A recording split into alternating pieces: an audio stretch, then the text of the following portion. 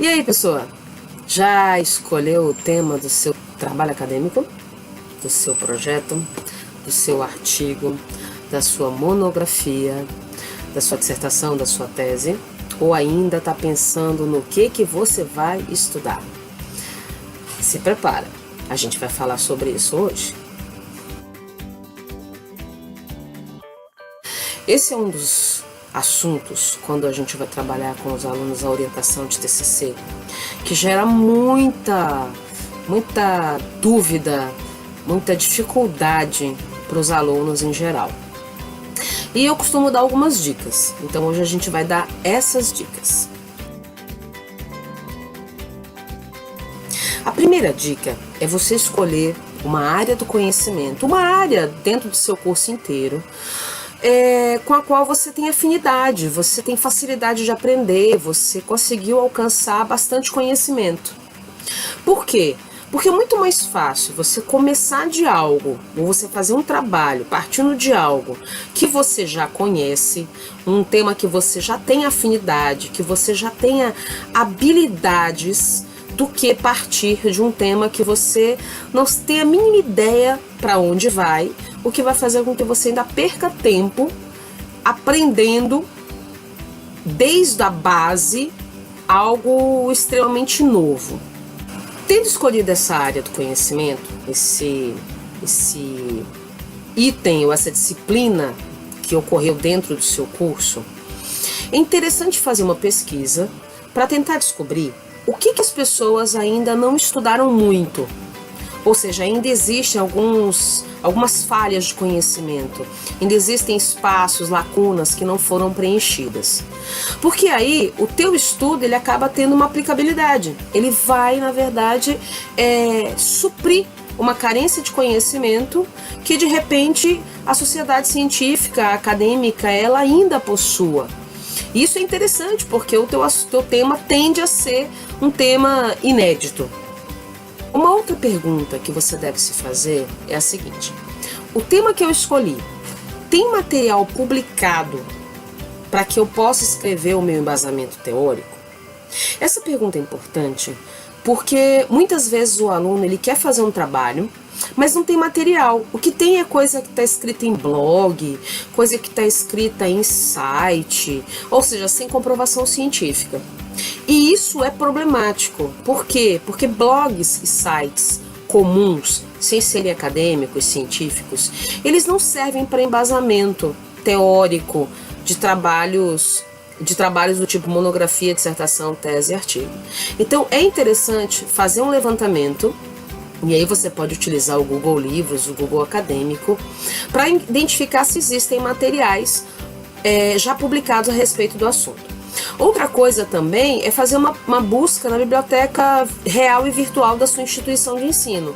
A maioria das instituições de ensino hoje tem bibliotecas físicas e virtuais que estão disponíveis aos alunos. E aí também é interessante fazer esse levantamento nessas bases eletrônicas. Uma outra pergunta importante da gente se fazer é a seguinte: esse assunto que eu escolhi, ele é um assunto atual? Se ele é um assunto atual, tem muito material já escrito a respeito dele? Ou ele é atual, porém pouco explorado? Principalmente dentro da minha região, para pessoas que querem fazer estudo de caso, estudo de campo. Tipo, esse assunto ainda é interessante ser estudado? Ele ainda traz algum benefício se ele for estudado ou se ele for investigado por uma outra vertente? Isso é interessante porque permite que a gente agregue mais conhecimento caso o assunto ele seja um assunto novo ou um assunto que ainda existe espaço para ser pesquisado.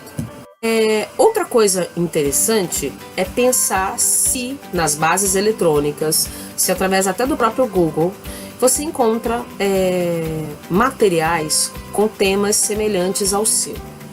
Por quê? Se você estiver desenvolvendo um artigo, uma monografia, uma dissertação, um TCC, como a gente chama popularmente, não há nenhum problema se você encontrar um trabalho com um tema semelhante. Porém, se o seu trabalho é uma tese, isso já fica problemático. Por quê? Porque a tese ela requer sempre a originalidade do tema. Então, se já tem material feito com aquele tema, você vai ter que escolher um outro tema.